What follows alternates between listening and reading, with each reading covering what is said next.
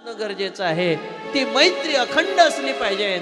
मैत्री स्वार्थाची नसावी, मैत्री निष्कामी असावी, मैत्रीमध्ये त्या ठिकाणी कटुता नसावी, मैत्रीमध्ये प्रेम असेल, एखाद्या वेळेला चुकतही असेल तरी त्या बाजूला समजून घेता आलं पाहिजे। त्याचं नाव स्नेह साधनम, कटुकवर्जनम, गुणनिवेदनम। आणि महाराज सर्वांशी प्रेमाने वागता येईल असं त्या ठिकाणी जीवन जगा। आपल्या जीवनात कशाची कमी राहणार नाही, ज्ञानाची कमी राहणार नाही, धनाची कमी राहणार नाही, मानाची कमी राहणार नाही, कीर्तीची कमी राहणार नाही आणि शेवटी मोक्ष झाल्याशिवाय, मोक्ष प्राप्त झाल्याशिवाय राहणार नाही। आणि तो मोक्ष मिळण्याकरता मात्र प्रत्येकाशी माणसाने प्रेमाने वागलं पाहिजे।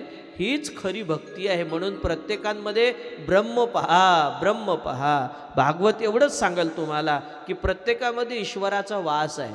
तुम्ही लोक आमच्या पाया लागता। आता समजा मी महाराज आहो, तुम्ही लोक सन्मान देता, महाराज आहे, हे माझ्या शरीराच्या पाया लागणं नव्हे। तुम्हाला वाटत असेल महाराजाच्या पाया लागल्याने आम्हाला समाधान मिळते, महाराजाच्या पाया लागल्याने आम्हाला बरं वाटते आणि महाराजाच्या पाया लागल्या पाहिजे। या पाया लागणं कुणाच्या पाया लागल्या जाते? त्या पाया मात्र या शरीराच्या नसते लागल्या जात।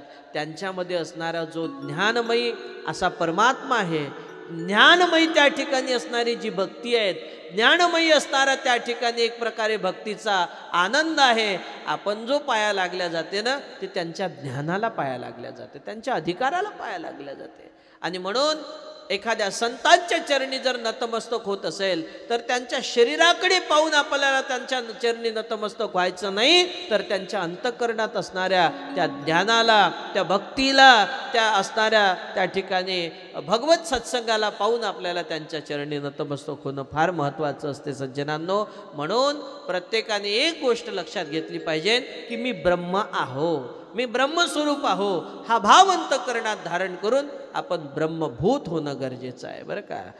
असा हा भाव कपिल मुनी आपल्या आईला समजून सांगतात, ज्याला सांख्यशास्त्र म्हटलं आहे। कोणतं शास्त्र? सांख्यशास्त्र। सांख्यशास्त्र अतिशय गोड आहे, अतिशय मधुर आहे, ज्याला स्वप्न, तुर्यगा, सुषुप्ती वगैरे वगैरे या सगळ्या गोष्टी आहे। आईला सांगतायत की आई, परावाणीचा विचार कर। वैखरीमधून त्या ठिकाणी बोलायचं नसते, परावाणी। 4 प्रकारच्या वाणी आहे, परा, पश्चंती, मध्यमा, वैखरी। आपण जे रोज बोलतो, नेहमी बोलतो, ते वैखरीतून बोलतो।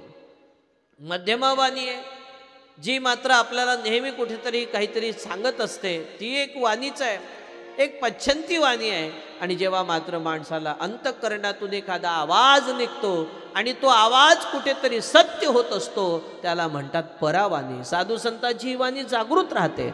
साधू संत एक शब्द बोलतात तर तो खरा ठरतो, त्याचं नाव आहे परावाणी। आणि म्हणून परावाणीचा विचार केला पाहिजे। आईला या सर्व आध्यात्मिक शास्त्राचा विचार करत असताना एकच सांगतायत, मा, जीवनामध्ये सत्संग केला पाहिजे, सत्संगाशिवाय जीवनाला तरुणोपाय नाही।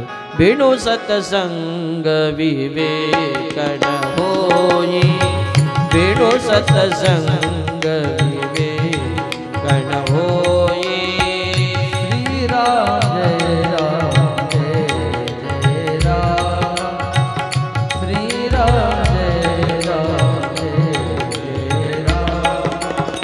हरि कृपा बिनु सुलभ न सोई, हरि कृपा बिनु सुलभ न सोई। राम सिया राम, सिया राम, सिया राम, राम सिया राम, सिया राम, सिया राम।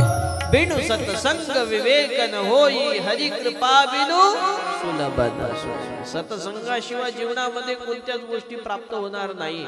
म्हणून सत्संग करा, काही वेळ का होईना, पण सत्संग जीवनामध्ये करणं फार महत्त्वाचं आहे।